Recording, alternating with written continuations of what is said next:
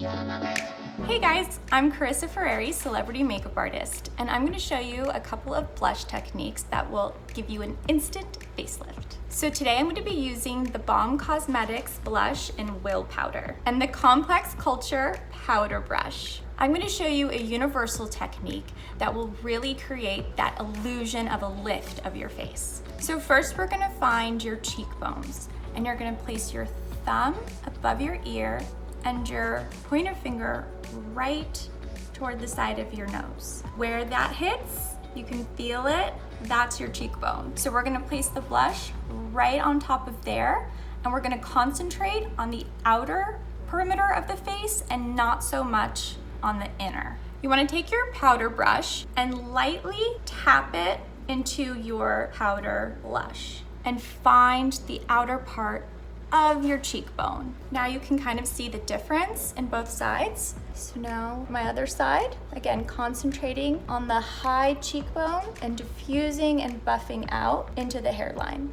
My other tip to achieve the lifted look is you're going to put a little tiny bit or just anything left over on your brush, and where the arch of the eyebrow is, you're going to dust just a little bit of that blush right on top. This will really help to achieve the illusion of a lifted face. The distribution of the color here and here really just blends the complexion all together and makes it look seamless and quite natural. Now, if you want that sun-kissed look, take whatever's left over on your blush brush and just swipe across your nose. This is really gonna marry all the colors together and give you that just been outside glow.